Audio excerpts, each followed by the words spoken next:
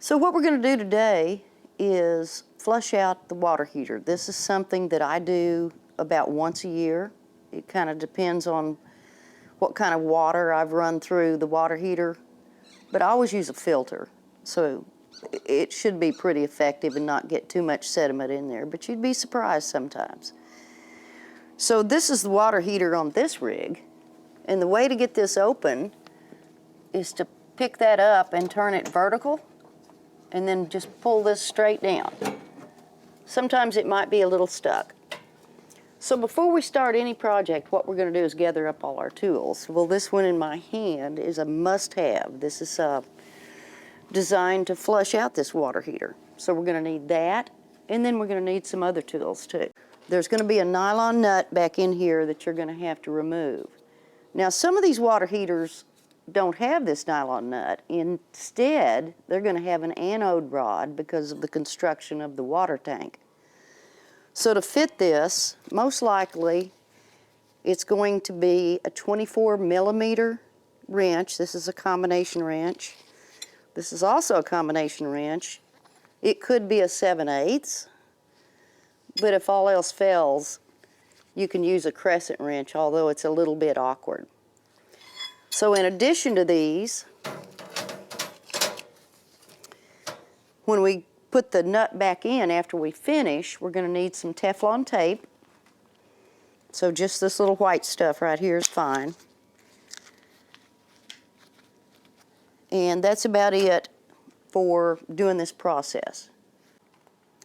So to make your life a little bit easier, there's some optional tools that you might need. You're going to need to get this tray loose so you can work in here more easily. And so in that case, you would need a flat blade screwdriver, and you can loosen one side or the other of this and then slip this off. First, of course, you're going to have a Phillips screwdriver in this case to loosen up this little screw right here. And additionally, in order to get the wrench in there, we're going to take this little puppy out. And all you need to do that is a 1/4" nut driver or whatever. For these that have insertable bits, Phillips or square drive or whatever, these are 1/4" drives, so it's kind of handy to know that. So what we're going to do is we're going to take this loose first and get this door off. Okay, so the first thing we're going to do is we're going to loosen up this restraining wire here. And it's just a little Phillips screw.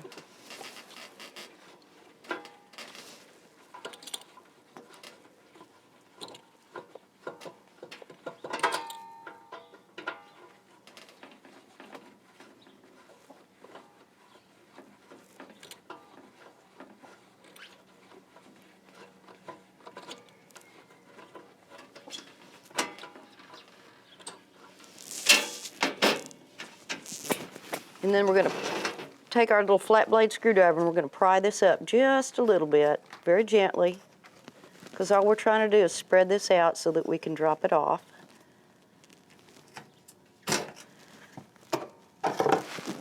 See if that's loose. Yep. Then I'm going to slide it off the other way. So we're going to carefully set this stuff over here so we don't drop it. And again, this is just to make my life a little easier. This is the way I do it. You don't have to. But we're going to take this loose.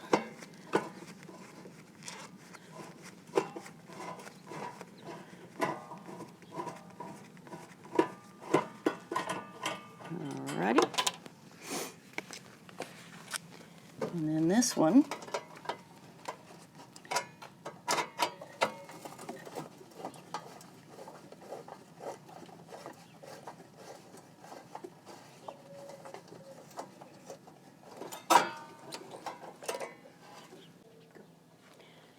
So once you have those two little 1/4" drive screws out, you can just lift this right off of here, and now you'll be able to get your wrench in here. So before we want to let hot water out here, we're going to make sure that this has been off for quite a while so that the water cools off. So you want to have both the gas and the electric off, make sure it's cool. This has been off overnight at least. And then, of course, you're going to turn off your source of water. It may have been city water that you had connected. You don't want that on. You want that to be off. And you also want your water pump to be off. So now we should be able to loosen this thing. So we're going to come in here. And this one is the 24mm wrench. And I'm just going to tap it to get it loose because it is nylon.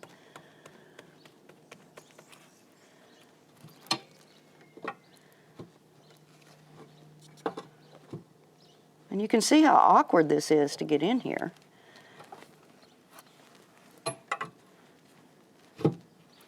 And this one's been kind of chewed up. I don't know who did that.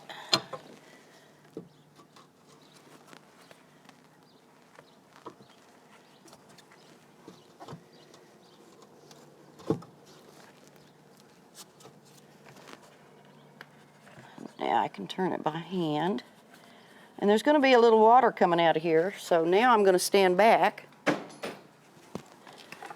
See if I can use my left hand.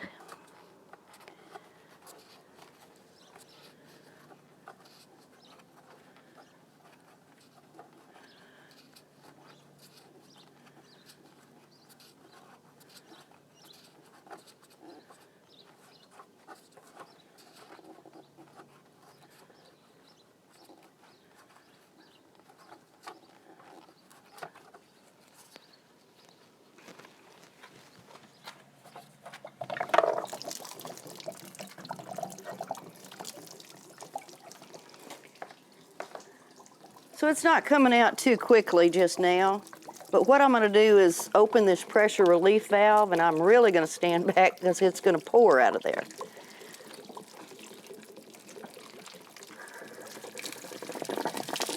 And there it goes.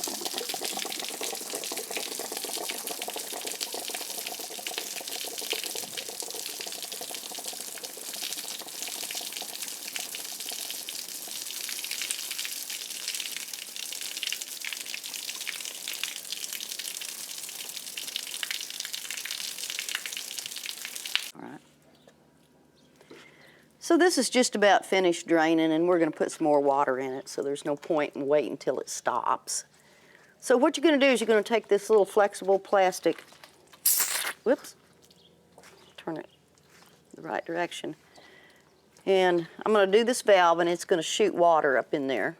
But I'm going to put it in there as far as I can, and then I'm going to turn it around and round. But again, water's going to shoot out of here.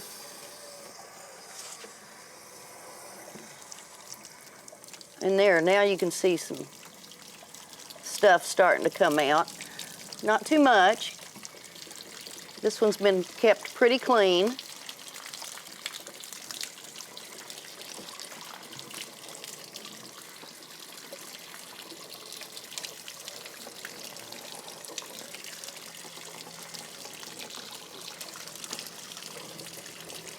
All right, now I'm going to let this drain out.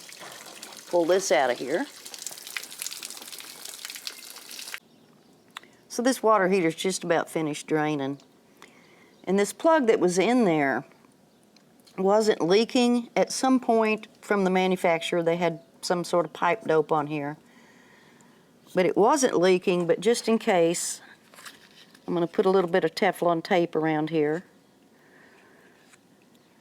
This is not my favorite thing to do because I'm kind of klutzy. So we'll put a couple of wraps around there, and then we're going to put it back in. You just want to make sure that when you wrap this tape around here that the tail end, the last thing that you wrap on there, that you pull it toward you when you're holding it like this, because we're going to be turning it righty-tighty, and so it won't be going against that wrap. So now we're going to stick this back in here.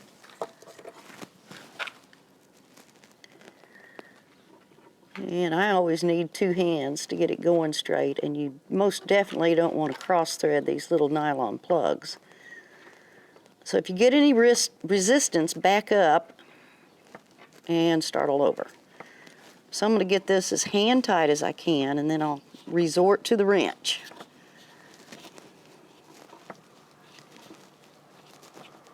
So let me grab the wrench. All right, so we're just going to snug this up with the wrench.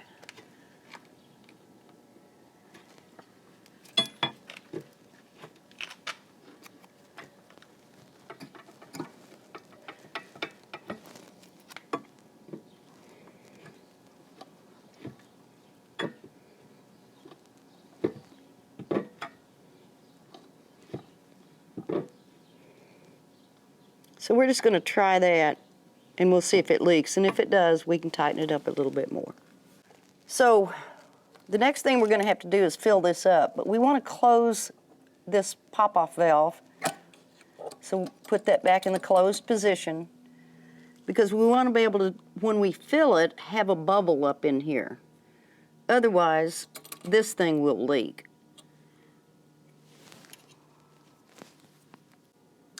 So the pop-off valve is closed, the plug is in, and we're going to go fill it up with water. So what we're going to do is just slide this end back on, just like we took it off. Put that back on there. And then we need to get this back in place. So now we're going to put this back on.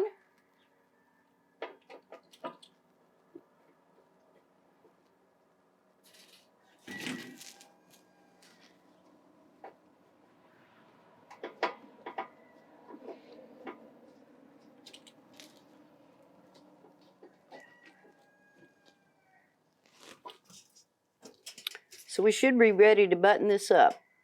What we're going to do is run the water heater, make sure that this nylon plug isn't leaking, because we might need to snug it up just a little bit more. But so far so good, and I'm sure it's going to be fine.